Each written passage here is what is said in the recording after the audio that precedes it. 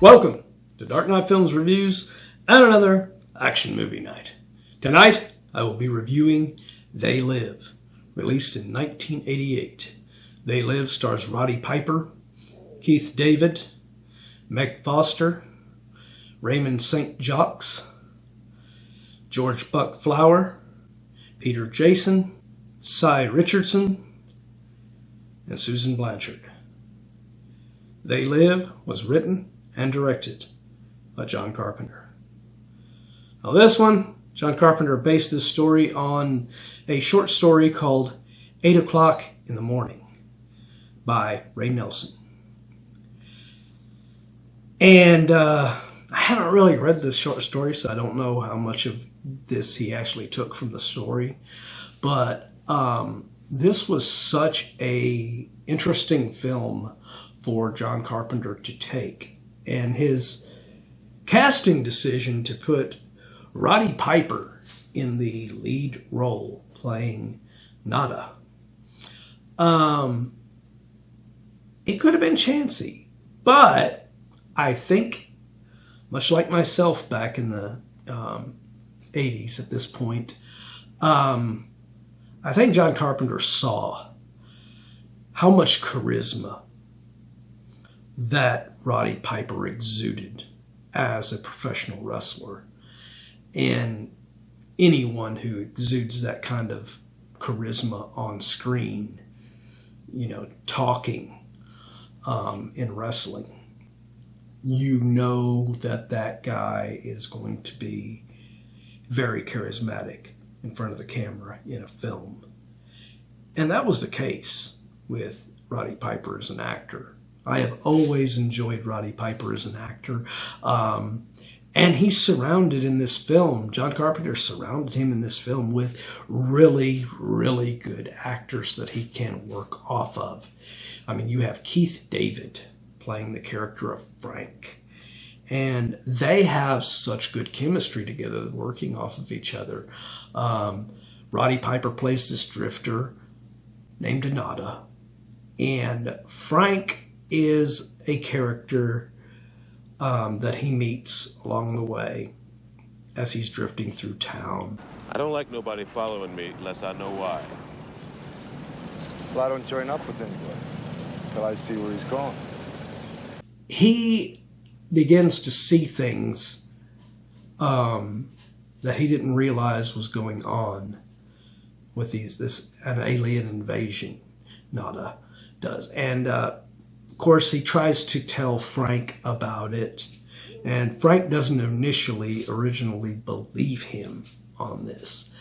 At one point, Nada encounters Meg Foster's character of Holly Thompson, and she, just like Frank, does not believe him about this alien invasion. In fact, she smashes him in the back of the head and knocks him out a window and damn near kills his ass.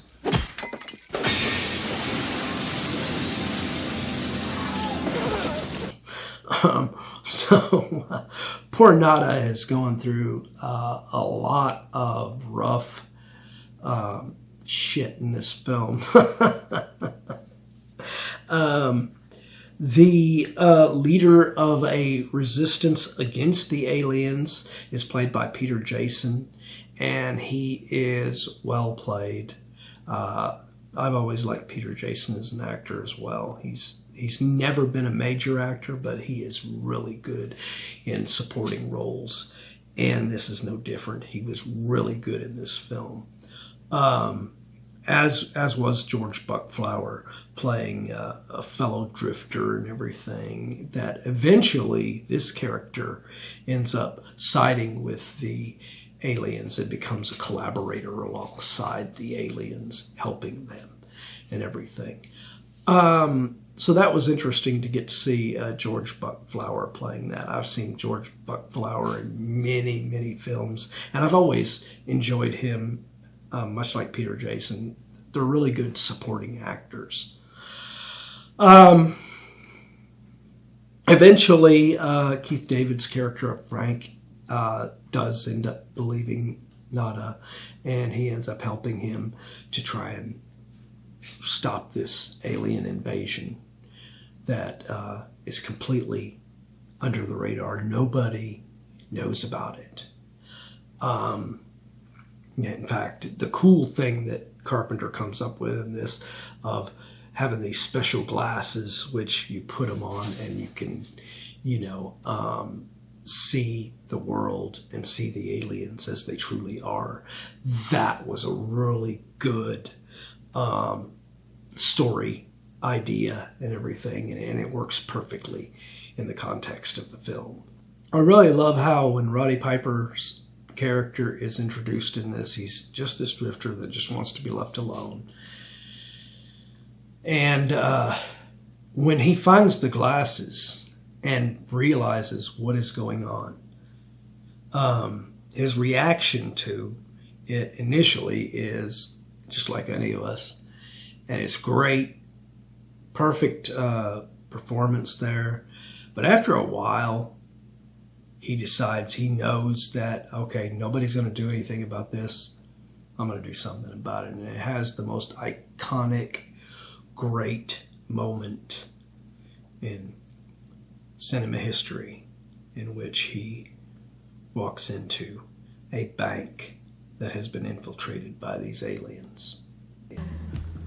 I have come here to chew bubblegum and kick ass. And I'm all out of bubblegum. That line, oh my God, that just showed the charisma and coolness and most badass factors about Roddy Piper as an actor in that sequence. And then later on, when he's trying to convince Keith David to join him, we get the most iconic and most badass fight scene in movie history as well.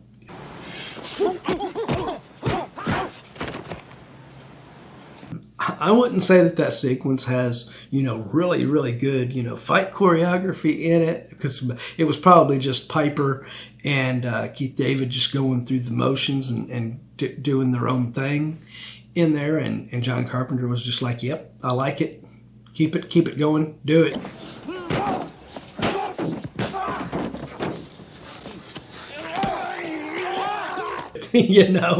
But it is a unique fight scene. It's not like any other scene that you would ever see in a film.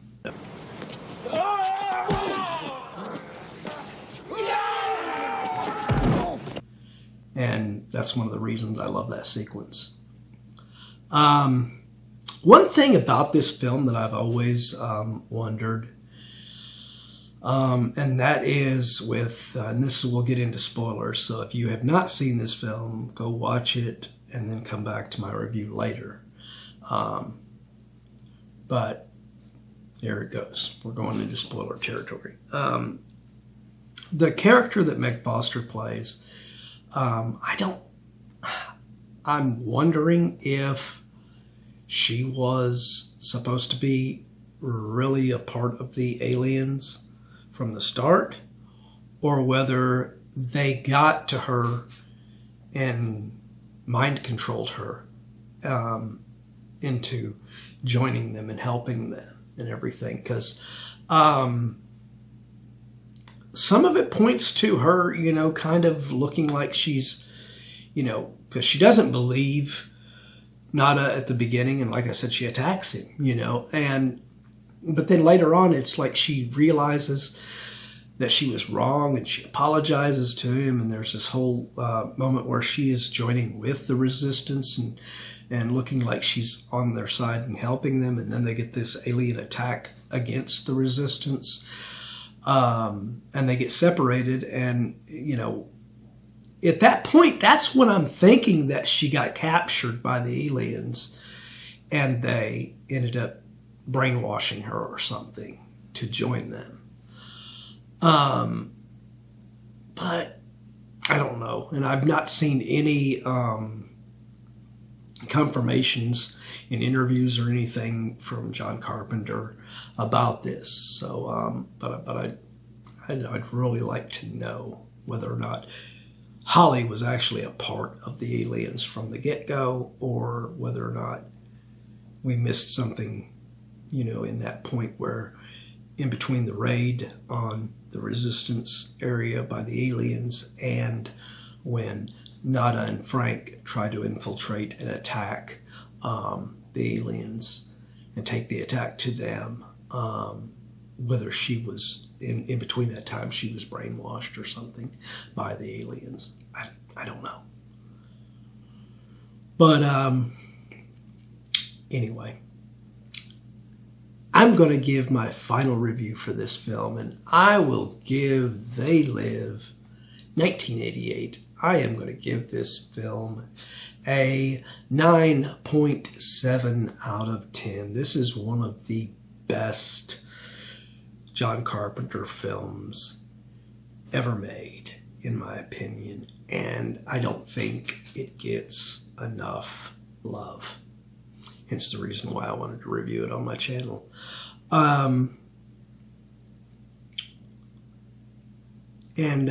Let me know what you guys think about whether or not you enjoyed the film like me and you agree with my review, of course. But also let me know what you guys think as far as that plot element, as far as Meg Foster's Holly. Whether or not, was she brainwashed?